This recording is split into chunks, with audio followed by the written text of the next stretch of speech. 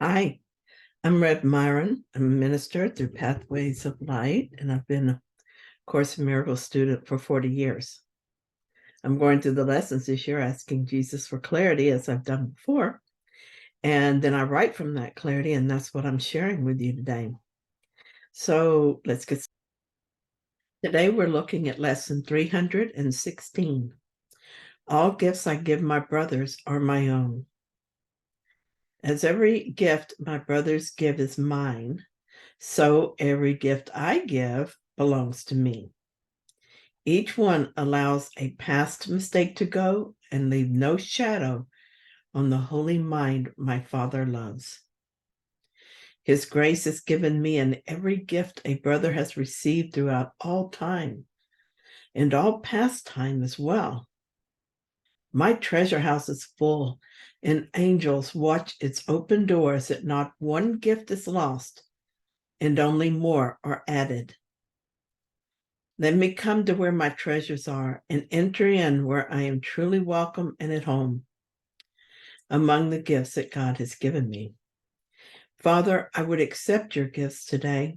I do not recognize them, yet I trust that you who gave them will provide the means by which I can behold them, see their worth, and cherish only them as what I want.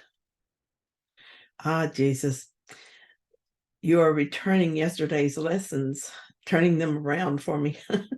Yesterday, we contemplated all the ways we receive God's gifts and the gifts from our brothers. Today, we'll look at the fact that all we give is given to ourselves.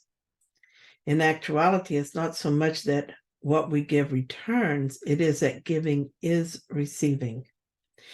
Consequently, knowing that what is given is received has made me more vigilant for my thoughts. I am careful to give to the mind we all share what I want to receive. I'm careful to say what I want to hear and to do what I want to be done to me. The golden rule starts to make a lot of sense, doesn't it? If I give the gifts I receive, all is forgiven and all that is ego is undone. Let's say someone gossips about me and I hear about it. If I'm angry or hurt, I will defend myself and probably return what seems to be an attack. I give darkness into the mind, and there's more darkness projected onto the world.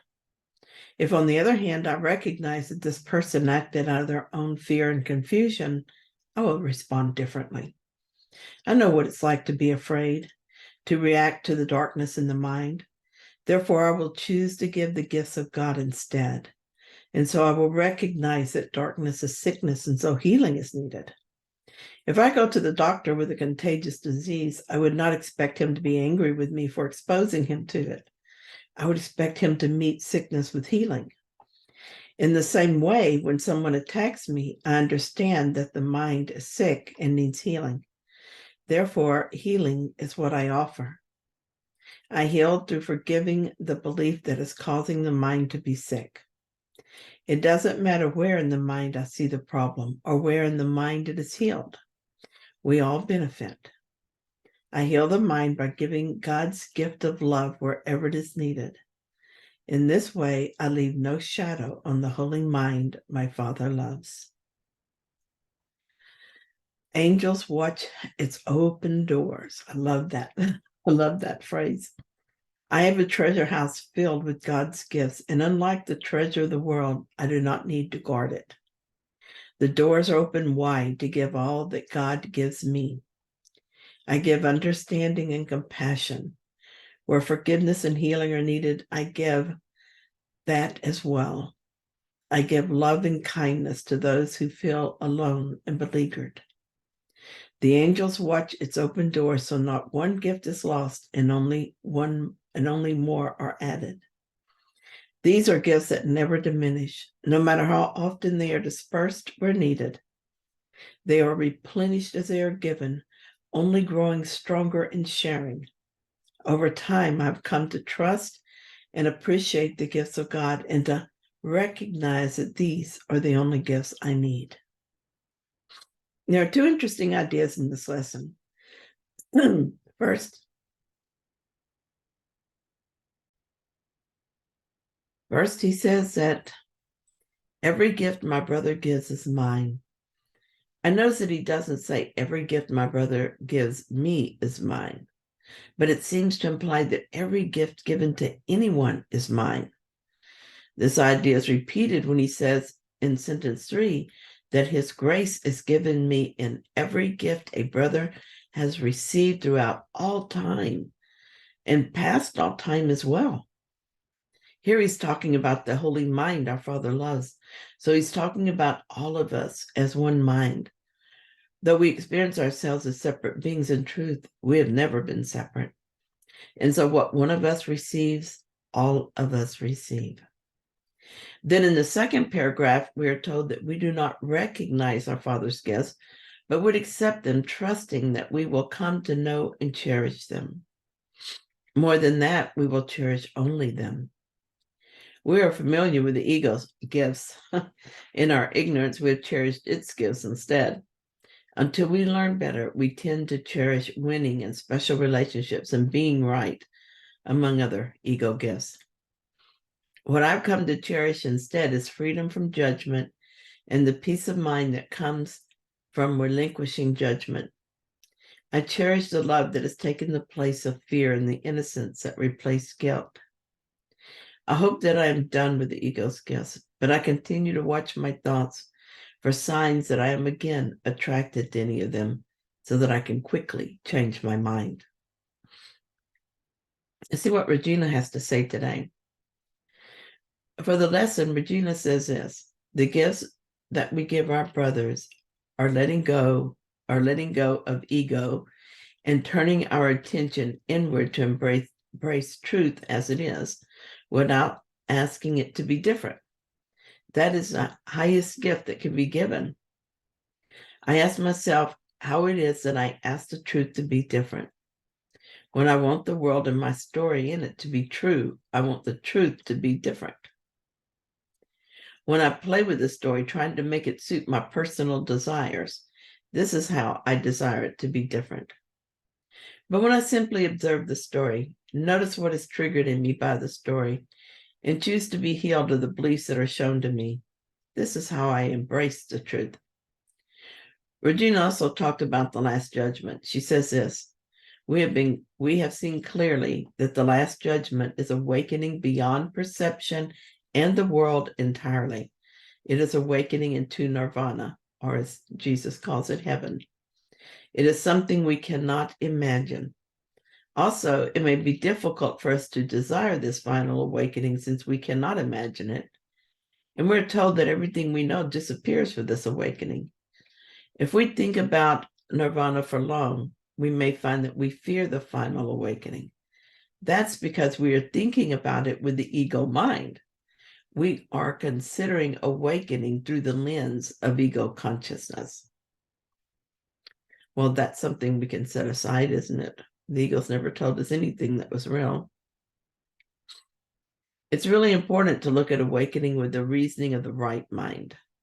Then she reminded us of the pendulum she talked about before, and that is a story from Matthew 19 in the New Testament, in which Jesus admonished his disciples to let the little children come to him, because the kingdom of heaven belongs to such as these. He also talked about how hard it is for us to give up the things of the world, but how necessary it is that we do so. She asked us to contemplate this. What I got from the readings is that even after my mind is purified, and even after I experience the real world, there's more to come. But that is impossible for me to understand what this would be like, because everything I know will fall away. No bodies, no world, no separate self. Because it's unknown, this can feel frightening and probably does.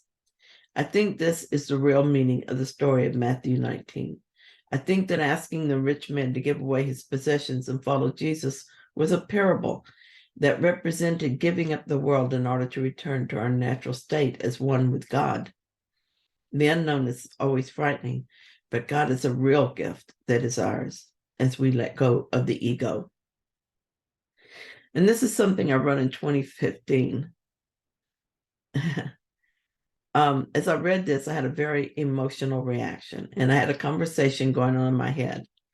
If I were to put it into words, it would sound like this. Me. Oh my God, I don't see a picture my eyes could see, but I feel my Father's gifts to me. I had to stop crying at that point. It just touched me. Ego. No, to accept this gift, you would have to give up all of this. This thought dissipated the feeling and I stopped crying. Me. Spirit, please heal my mind. There is nothing here worth keeping. There's nothing here of value. And the ego says, you're being asked to give up your life to experience this heavenly vision, something you're just imagining anyway. That would be such a foolish act on your part. What about your children and those who would mourn your loss? And Holy Spirit said, you're asked only to die to the ego, to die to that separate self that believes it is you. You cannot imagine your Father gifting you while you are clinging to the body because you believe that this body makes you guilty. Your Father loves you wherever you imagine yourself to be, and his gifts are not conditional. They are not withheld because you think you're guilty. They are yours even now. You're not asked to die to the body, simply to transcend the belief that you are it. Your belief that you are guilty and hidden from God by the body are the thoughts that make you think you must sacrifice to receive God. You're never asked to sacrifice for God. Would he demand sacrifice be made of your loved ones on your behalf? That is the way the ego thinks, but hardly the way God thinks. And well, the feeling of love and joy were just filling me up right then. No words. Thank you so much for being here today and sharing this lesson with me. If you found it helpful, then please like it. And if you haven't yet, please consider subscribing. Thank you. Be back tomorrow with another lesson.